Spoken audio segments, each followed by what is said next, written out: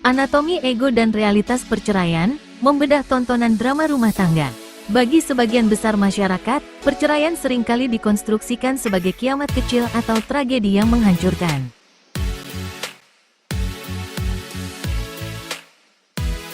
Namun, jika kita bersedia menyingkirkan emosi dan melihatnya melalui lensa objektivitas yang jernih, perceraian murni hanyalah sebuah peristiwa alamiah, sebuah perubahan status relasional ketika sebuah kemitraan tidak lagi bisa dipertahankan. Lalu, dari mana datangnya penderitaan yang seolah menyerupai neraka dalam proses perceraian? Penderitaan tersebut tidak lahir dari ketukan palu hakim, melainkan dari kegagalan manusia dalam mengelola ruang internal di kepalanya, ego, ketakutan, dan ilusi. Tulisan ini akan membedah anatomi dari sebuah kasus perceraian yang umum terjadi, di mana seorang istri merekayasa gugatan karena tekanan ekonomi, dan sang suami mangkir dari pengadilan berlindung di balik dalih agama palsu, serta bagaimana kita sebagai individu rasional seharusnya menyikapi fenomena ini. 1. Mitos hukum dan manipulasi dalil agama. Salah satu ilusi terbesar yang sering dipelihara oleh ego yang terluka adalah menciptakan hukumnya sendiri demi merebut kembali kendali.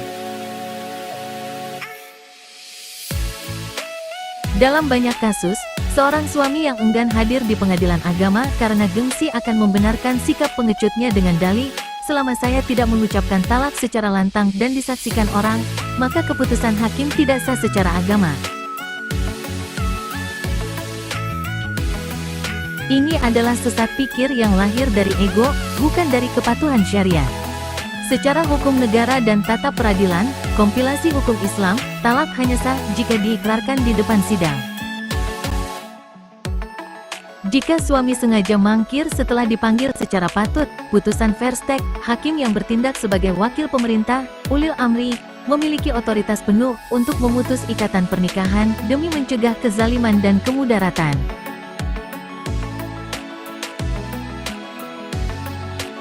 Secara agama, menggantung status seorang wanita tanpa kejelasan, tidak dicerai dengan baik, namun tidak pula dinafkahi dan diperlakukan sebagai istri, adalah sebuah kezaliman yang dilarang keras. Dan kamu sekali-kali tidak akan dapat berlaku adil di antara istri-istrimu, walaupun kamu sangat ingin berbuat demikian, maka janganlah kamu terlalu cenderung kepada yang kamu cintai, sehingga kamu biarkan yang lain terkatung-katung.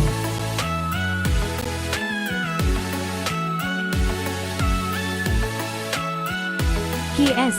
An-Nisa 4:129.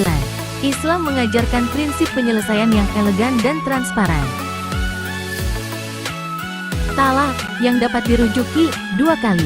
Setelah itu boleh rujuk lagi dengan cara yang ma'ruf atau menceraikan dengan cara yang baik.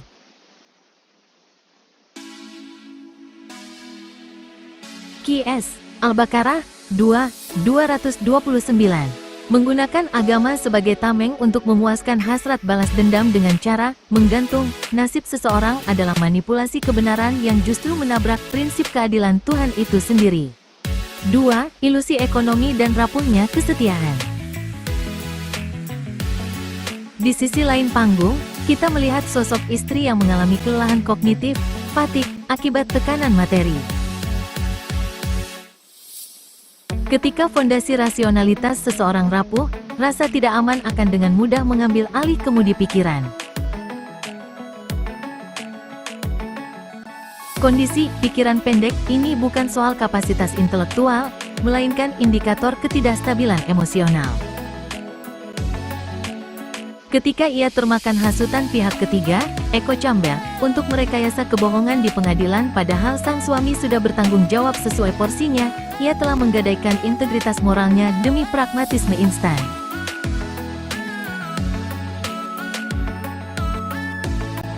Dalam Islam, pihak ketiga yang menghasut ini melakukan dosa besar yang disebut tahbib. Bukan bagian dari kami orang yang merusak, menghasut, seorang istri agar musuh terhadap suaminya. Hari, Abu Dawud. Namun, secara objektif, pernikahan adalah kemitraan. Jika kesetiaan salah satu pihak begitu mudah dibeli oleh tekanan eksternal dan validasi pihak luar, mempertahankannya bukanlah sebuah tindakan heroik, melainkan investasi emosional yang irasional. 3. Kelumpuhan logika sang pemimpin. Kegagalan terbesar dari sang suami dalam skenario ini bukanlah ketidakmampuannya menjadi kaya raya, melainkan kegagalannya memimpin dirinya sendiri. Seorang pria yang matang berfungsi sebagai jangkar rasionalitas. Ketika ia membiarkan egonya meradang karena merasa harga dirinya diinjak oleh rekayasa sang istri, lalu memilih lari dari kenyataan, avoidance, dengan tidak datang ke pengadilan, ia telah kehilangan otoritas moralnya. Kejentelmenan sejati adalah keberanian menghadapi realitas, betapapun pahit dan memalukannya realitas tersebut. Filsuf Stoik Yunani, Epictetus, pernah merumuskan hukum alamiah tentang respons manusia. Bukan kejadian-kejadian di luar sana yang mengganggu manusia, melainkan penilaian dan pandangan manusia itu sendiri mengenai kejadian-kejadian tersebut. Ketika sang suami menempatkan harga diri, egonya, lebih besar dari fakta objektif, ia menjadikan dirinya tawanan dari dendamnya sendiri. Ia gagal menuntun istrinya yang sedang tantrum emosional, karena ia sendiri lumpuh oleh egonya.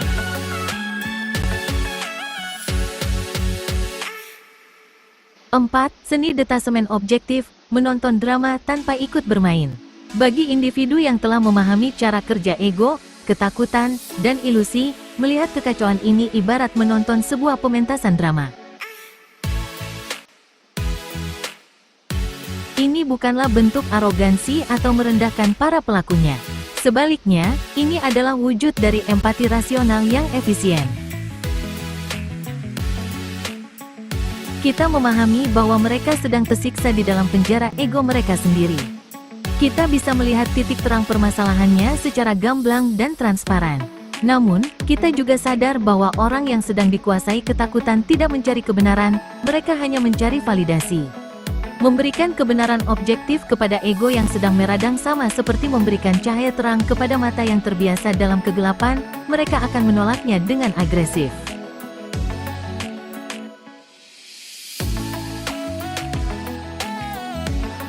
Sikap biasa-biasa saja yang kita tunjukkan bukanlah bentuk ketidakpedulian yang sinis, melainkan perlindungan terhadap kewarasan kita sendiri.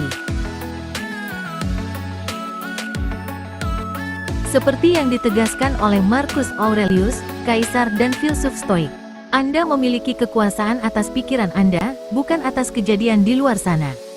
Sadarilah hal ini, dan Anda akan menemukan kekuatan. Kesimpulan: dunia ini adalah panggung raksasa yang digerakkan oleh hukum sebab akibat. Jika kita membiarkan diri disetir oleh ego, hal sekecil apapun akan menjadi siksaan. Namun, jika kita mampu menjaga jarak emotional distance, memahami akar masalah secara transparan, dan menolak untuk terseret dalam delusi orang lain, kita akan selalu bisa melihat dunia ini dengan kejernihan absolut, sebagai penonton yang merdeka di tengah riuhnya panggung drama kehidupan.